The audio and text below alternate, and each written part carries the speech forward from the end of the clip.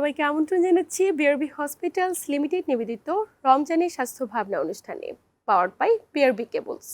প্রিয় দর্শক, আপনাদের সাথে আছি আমি ডাক্তার অর্থি জুকরিফ। সবাইকে পবিত্র মাহে রমজানের শুভেচ্ছা। প্রিয় দর্শক, লিভার আমাদের শরীরে অত্যন্ত গুরুত্বপূর্ণ, সংবেদনশীল এবং পরিশ্রমী একটি অঙ্গ। তবে আমাদের মনের অজান্তে লিভারে অনেক ক্ষেত্রে জন্ম নিয়ে থাকে নানা ধরনের জটিলতা, এবং তার মাঝে উল্লেখযোগ্য একটি জটিলতা লিভারের টিউমার। একটি সময় পর্যন্ত লিভারের টিউমার অপসারণ মানেই ছিল দীর্ঘ সময় হাসপাতালে থাকা কিংবা তীব্র যন্ত্রণা। তবে প্রযুক্তির অত্যাধুনিকতায় চিকিৎসা বিজ্ঞানে এসেছে সম্পূর্ণ নতুন দিগন্ত।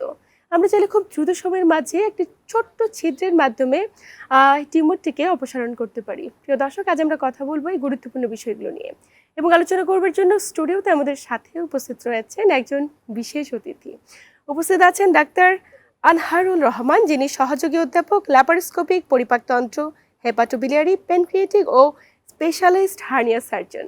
দর্শক, আজকের আলোচনার বিষয়ে যে কোনো তথ্য কিংবা পরামর্শের জন্য চাইলেই ফোন দিতে পারেন টেলিভিশন স্ক্রলে দেখানো নাম্বারে। আমরা চেষ্টা করব বিশেষজ্ঞ চিকিৎসকের দ্বারা আপনার এই বিষয়টি নিয়ে আলোচনা করবার। স্বাগত আমাদের আজকের আয়োজনে। আপনাকে ধন্যবাদ।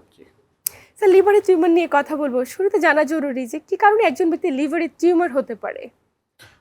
ধন্যবাদ ডক্টর অর্থে, খুবই একটা সুন্দর প্রশ্ন করেছেন। আসলে লিভার টিউমার কী কারণে হতে পারে তার আগে আমরা বুঝি আসলে লিভার টিউমারটা কি। লিভার টিউমার হলো আমাদের লিভারে যে সেলগুলো থাকে সেগুলো যখন অকারণে বৃদ্ধিপ্রাপ্ত হয় অস্বাভাবিকভাবে, তখন আমরা সেটাকে টিউমার বলে থাকি। এবং এই লিভারের টিউমারগুলো সাধারণত অনেক ভাগে ভাগ করে থাকি। আমরা সেটা সাধারণত বিনাইন বলে থাকি, আর কিছু ক্যান্সারাস বলে থাকি, ম্যালিগন্যান্ট লিভার টিউমার। তো এই লিভার টিউমারগুলো সাধারণত অনেকগুলো কারণে হয়ে থাকে। একটি আমরা বলে থাকি জন্মগত কারণেও কিছু লিভার টিউমার হয়ে থাকে, যেগুলো আমরা বলে থাকি হ্যাপাটোব্লাস্টোমা। কিছু রক্তনালীর টিউমার, হেমানজিওমা খুবই কমন, সেগুলো জন্মগতভাবে থেকে অনেকের হতে পারে। আর কিছু আছে অ্যাকোয়ার্ড কজ। অ্যাকোয়ার্ড কজের মধ্যে আমরা ধরে নিতে পারি বিভিন্ন ফাঙ্গাল ইনফেকশন, ভাইরাস দিয়ে লিভার ক্যান্সার হতে পারে, যেমন hepatitis B virus infection, C virus infection. আমরা কিছু ফাঙ্গাল ইনফেকশন থাকে, সেখান থেকে লিভার ক্যান্সার হতে পারে।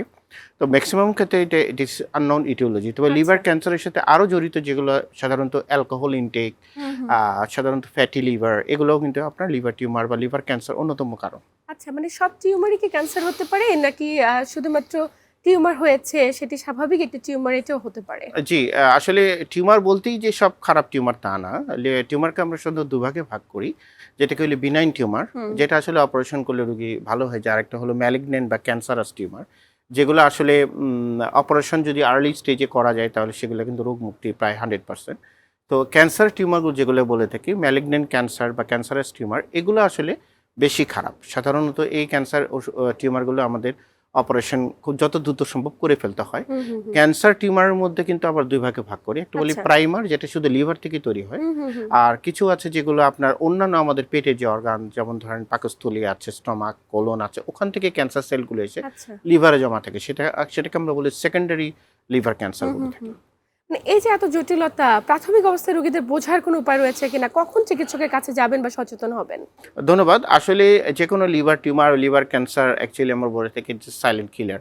লিভার টিউমার বা বিনাইন টিউমার যেগুলো আমরা হেপাটোমা বলে থাকি, এই রোগীগুলো সাধারণত হেমানজিওমা, এগুলো সাধারণত প্রেজেন্ট করে না, অ্যাসিমটোমেটিক থাকে, রোগীগুলো বুঝতে পারে না। কিন্তু রোগীগুলো যখন আমাদের কাছে আসে তখন তার পেটের খাঁচার নিচে সাধারণত ভারী ব্যথা অনুভূত হয়, এবং অনেক সময় পিঠের দিকে যায়, তখন রোগীগুলো আমাদের কাছে আসে। কয়েকদিন আগে একটা রোগী আসছিল আমার রক্তনালী টিউমার। সেই রোগীটা অনেকদিন ধরে রক্তনালী টিউমার লিভারে বহন করছিল, কিন্তু সে ব্যথা নিয়ে যখন তখন একটা আল্ট্রাসোনোগ্রাম করে আমার কাছে আসে। ঠিক সেরকম লিভার ক্যান্সারও কিন্তু খুবই খারাপ পর্যায়ে আমাদের কাছে রোগীগুলো আসে। প্রাইমারি স্টেজে রোগীগুলো বুঝতে পারে না, সাধারণত অ্যাসিমটোমেটিক থাকে, কোনো সিমটম থাকে না। যখন রোগীগুলা দেখা গেলো যে আমাদের আসে, তখন তার জন্ডিস ডেভেলপ হয়, পেটে পানি চলে আসে, এবং দেখা যায় লিভারের অন্যান্য জায়গায়ও টিউমার ক্যান্সারগুলো ছড়িয়ে গেছে। তো সাধারণত রোগ প্রতিরোধ যদি বলতে চাই, সাধারণত ব্যথা একটা অন্যতম সিমটম, যেগুলো রোগী আমাদের কাছে আছে, ওজন কমে যাওয়া, খাদ্যে অরুচি, এগুলোই সাধারণত সিমটমগুলো হয়ে থাকে। আচ্ছা, সেক্ষেত্রে যখন আপনাদের শরণাপন্ন হয়, আপনারা শুধুমাত্র কি প্রাথমিক উপসর্গগুলো দেখেই শনাক্ত করেন, নাকি একদম স্পেসিফিক ডায়াগনোসিসের জন্য বিশেষ কোনো পরীক্ষা রয়েছে? আসলে রোগীগুলো প্রথমে যখন আমাদের কাছে আসে তখন ম্যাক্সিমাম রোগী দেখে একটা আল্ট্রাসোনোগ্রাম করে আসে। রোগীগুলো বিভিন্ন হাসপাতালে ডক্টরের কাছে যায়, ফিজিশিয়ানের কাছে যায়। যখন প্রথমেই তো আসলে লিভার সার্জনের কাছে বা সার্জনের কাছে আসে না, হ্যাপাটোলজিস্টের কাছে যায়, তখন তারা যখন আল্ট্রাসোনোগ্রাম করে দেখে লিভার একটি চাকা, তখন সে কিন্তু সার্জনের কাছে পাঠায়, অথবা সে অন্য কোনো কারণে একটা আলট্রাসোনোগ্রাম করেছে, দেখা গেলো সে ভাবলো তার গ্যাস্ট্রিকের সমস্যা, আচ্ছা। সে একটা অন্য কোনো কারণে ফিজিশিয়ানের কাছে গেলো, সে একটা গলব্লাডার ভেবে একটা আলট্রাসোনোগ্রাম করলো, দেখা গেলো যে তখন আমাদের কাছে একটা এসওএল, যেটাকে আমরা বলি স্পেস অফ ইংলেশন নিয়ে আমাদের কাছে আসে, তখন আমরা সেটাকে ইভ্যালুয়েট করি। পরবর্তীতে আলট্রাসোনোগ্রামের পরে মেইন ইনভেস্টিগেশন আমরা সিটি স্ক্যান করি, সিটি স্ক্যান কন্ট্রাস্ট দিয়ে করি, আমরা ট্রাইফেসিক সিটি স্ক্যান বলি, অনেক সময় এমআরসিপি করি, এমআরআই করি। This are the main investigation. আচ্ছা। সেটা হলো সে টিউমারের ধরন প্রকৃতি, অপারেশন করা যাবে কিনা সেগুলো বোঝার জন্য। বাট সেই রোগীর লিভারের অবস্থাটা কি বোঝার জন্য অনেক টেস্ট রয়েছে, যেমন আচ্ছা। বায়োকেমিক্যাল টেস্ট কিছু করে থাকি, যেমন serum bilirubin, liver function test আমরা যেগুলো বলে স্যার, থাকি। এই যে পরীক্ষাগুলো রয়েছে এর মধ্যে আসলে ক্যান্সারের সুনির্দিষ্টকরণ পরীক্ষা কোনটা করে থাকেন এবং কখন আপনারা সিদ্ধান্ত নেন যে ছিদ্র করে বা ল্যাপারোস্কোপিক পদ্ধতিতে অপারেশন করবেন? জি, ধন্যবাদ ডক্টর অর্থে। আমরা যে পর্যায়ে ছিলাম আসলে আমরা তো ইমেজিং এর কথা বলছিলাম এবং কিছু বায়োকেমিক্যাল টেস্টের কথা বলছিলাম। অ্যাকচুয়ালি ইমেজিং এর মাধ্যমে আমরা ট্রাইফেসিক সিটি স্ক্যান থেকে কিন্তু টিউমারের মোটামুটি গতি প্রকৃতির ধরন বোঝা যায়। বিদেশে সাধারণত ওরা সিটি স্ক্যান বেসড এবং ইমেজ বেসড ডায়াগনোসিস করে থাকে এটা বিনাইন টিউমার না ম্যালিগন্যান্ট টিউমার। বাট আমাদের দেশে যেটা আমরা করে থাকি কনফার্মেটরি ডায়াগনোসিসের জন্য আমরা সুই দিয়ে পরীক্ষা করি। সাধারণত আমরা এটাকে এফএনএসি অথবা কোর বায়োপসি বলে থাকি, সিটি গাইডেডও বলে থাকি। সেখানে হলো আমরা সিটি গাইডেড টিস্যুটা নিয়ে এসে আমরা মাইক্রোস্কোপের নিচে দেখি এটা বিনাইন টিউমার না ম্যালিগন্যান্ট টিউমার। এটা একটা জিনিস। কিন্তু যখন রক্তনালী টিউমার হয় তখন আসলে আমরা এফএনএসি বা কোর বায়োপসি, তখন আমরা কিন্তু এমআরআই বা এমআরসিপির মাধ্যমে আমরা এটা ডায়াগনোসিস করে থাকি। কিছু বায়োকেমিক্যাল টেস্ট আমরা করি সাধারণত, যেমন আলফা ফিটোপ্রোটিন, এটা একটা ক্যান্সার মার্কার, এবং সিইএ, CE99, এগুলো বিভিন্ন ক্যান্সার মার্কার হয়ে থাকে, but it's are not specific, this are the non specific test. মোদ্দা কথা বলতে গেলে আসলে ইমেজিং এবং যেটা আমরা বলতেছি বায়োপসি, এটার মাধ্যমে কিন্তু আমরা মোটামুটি রোগীর আমরা ক্যান্সার বা বিনাইন টিউমার এটা আমরা শনাক্ত করতে পারি। অনেক ক্ষেত্রে আমরা দেখে থাকি যে চিকিৎসকরা পরামর্শ দেয় এফএনএসি নাকি বায়োপসি ক্যান্সার চিকিৎসার অন্যতম মাধ্যম? Actually biopsy is the more accurate, হ্যাঁ, কারণ বায়োপসিতে আপনার টিস্যুটা, সলিড টিস্যুটা নিয়ে আসা হয়। এফএনসিতে অনেক সময় মিসিং হয়, দেখা গেলো ম্যালিগন্যান্ট টিস্যু আসলো না, অন্য একটা নর্মাল টিস্যু চলে আসলো, এই জন্য আমরা বায়োপসিকে সবসময় প্রেফার করে থাকি। এবং যখন তা শনাক্ত হয়ে যায় চিকিৎসকরা সুনির্দিষ্টকরণ করেন যে তার টিউমার হয়েছে এবং টিউমারটি ক্যান্সার নাকি নর্মাল ভালো টিউমার, সেটা তো নিশ্চয়ই আপনারা তাকে সুন্দর করে বুঝিয়ে বলেন। আমরা এই বিষয়গুলো সম্পর্কে বিস্তারিত জানবো যে সার্জারি করা কখন প্রয়োজন, একজন দর্শক অপেক্ষায় রয়েছে। জি জি জি। দর্শক কে আছেন, আপনার নাম বলে প্রশ্ন করুন। আসসালামু আলাইকুম। ওয়ালাইকুম আসসালাম, আমরা শুনছি আপনাকে, বলুন। আমার নাম মোসাম্মদ সেলিমা আক্তার, আমি বগুড়া থেকে বলতেছিলাম। আমরা শুনছি, বলুন কি সমস্যা? জি, আমার হচ্ছে ফ্যাটি লিভার ধরা পড়েছে 1 বছর হলো। আচ্ছা, স্টেজ কত? আর গেট 2 ছিল। আচ্ছা। গেট 2 ছিল, আমি খুব ভয়ে ছিলাম। উনি আমাকে খাওয়ার কন্ট্রোল এবং হচ্ছে ওষুধ আর টেন খাওয়ার জন্য দিছে। তারপরে কিছুদিন ওষুধ আর টেন খাওয়ার পরে আমার আবার রোগের সমস্যা হয়েছে। আচ্ছা। উনি আবার তখন হচ্ছে নিউরোবি দিছে। এই নিউরোবিটা খাচ্ছি। এখন মাঝে মাঝে আমার হয় কি মাথা ঘোরে, বুক কাঁপে, এরকম। আচ্ছা, খাদ্যাভ্যাসে পরিবর্তন নিশ্চয় নিয়ে এসেছেন। দর্শক আপনি সাথেই থাকুন, আমরা বিষয়টি নিয়ে আলোচনা করছি। স্যার যেমনটি বলছিল। ধন্যবাদ। আসলে উনি খুব অ্যাংশাস ওনার ফ্যাটি লিভার নিয়ে। এটা খুব কমন রোগ এখন বর্তমানে বাংলাদেশে। আমাদের খাদ্যাভ্যাস, চালচলন, ডায়াবেটিস একটা ফ্যাক্টর। আসলে এগুলোর কারণে ফ্যাটি লিভার হয়, এটা ভয়ের কারণ নয়, কিন্তু liver is changing every time. So irreversible change হওয়ার আগেই লিভারে যদি ফ্যাটি লিভার থেকে গ্রেড 2 উনি বলছিলেন, এগুলো কিন্তু রিভার্সেবল। দেখা গেলো যে ফ্যাটি জিনিসগুলো আস্তে আস্তে কমে যায় ব্যায়ামের মাধ্যমে, ডায়াবেটিস কন্ট্রোলের মাধ্যমে, ওষুধের মাধ্যমে, খাওয়ার মাধ্যমে। সো লাইফস্টাইল মডিফিকেশনের মধ্যে কিন্তু ফ্যাটি লিভারগুলো চেঞ্জ হয়ে আবার গ্রেড 1-এ চলে আসে। সুতরাং এই লিভারের এই চেঞ্জগুলো কিন্তু ইরিভার্সেবল না, রিভার্সেবল। সো এগুলো চেঞ্জ করা যায়। তবে সাধারণত যখন সিরোটিক লিভারে হয়, সিরোটিক লিভার চেঞ্জ হয়, তখন আস্তে আস্তে কিন্তু লিভার ক্যান্সার ডেভেলপ হওয়ার চান্স আছে। তখন রোগীগুলোকে কিন্তু রেগুলার ফলো আপে থাকতে হয়। সাধারণত যারা ফ্যাটি লিভার রোগী, আমরা বলবো যে ডাক্তারের তত্ত্বাবধানে আছে, মেনলি ওনার হ্যাপাটোলজিস্ট, যেখানে হ্যাপাটোলজিস্টের আন্ডারে থাকতে হবে, লিভার বিশেষজ্ঞ, নট সার্জন, তার কাছে ফলো আপে থাকতে হবে। রেগুলার আল্ট্রাসোনোগ্রাম করা অথবা ফাইব্রো স্ক্যান করা, এগুলোর মধ্যে থাকতে হবে আসলে।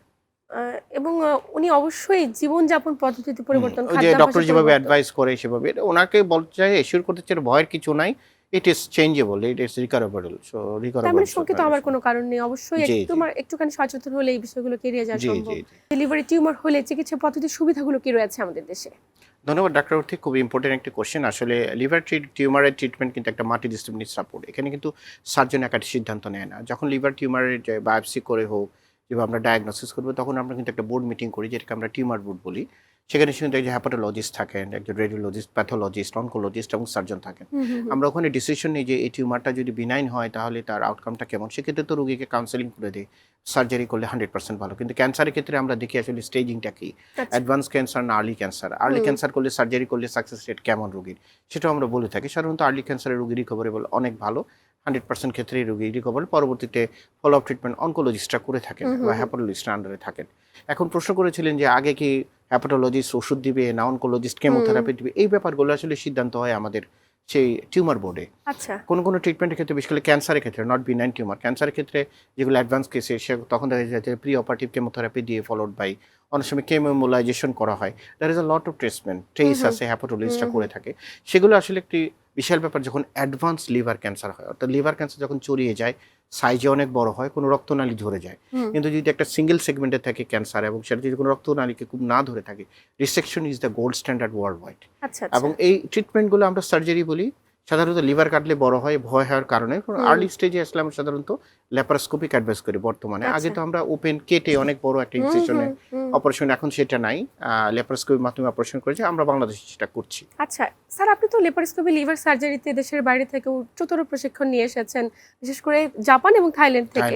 এবং বহির্বিশ্বের সাথে যদি আমরা একটু কম্পেয়ার করতে চাই যে আমাদের দেশের প্রেক্ষাপটে কিরকম, আমরা কি পরিমাণ করছি অপারেশনগুলো এবং সফলতার হার কিরকম? ধন্যবাদ। আসলে ল্যাপারোস্কোপিতে আমরা যদি কম্পেয়ার টু জাপান এবং থাইল্যান্ড, আমরা একটু পিছিয়ে আছি, বাট উই আর স্টার্টিং। আমরা বিশেষ করে ফ্লোরোসেন্স গাইডেড বা আইসিজি টেকনোলজি ইউজ করে আমি শুরু করেছি, ট্রেনিং করে আসছে সেন্ট্রাল হসপিটালে আমরা সেটা করছি। ওয়ার্ল্ড ওয়াইড এখন আইসিজি বা fluorescence guided liver cancer cell যে সার্জারি, এটা ওয়ার্ল্ড ওয়াইড এখন গোল্ড স্ট্যান্ডার্ড, এবং আমরা সেটা করছি বাংলাদেশে। তো বাইরের দেশে চিন্তা করলে তো বাংলাদেশে অবশ্যই সেটা পিছিয়ে আছে, বাট আমরা এটা স্টার্ট করেছি এবং আশা করি খুব অদূর ভবিষ্যতে আমরা মার্চ হয়ে যাব।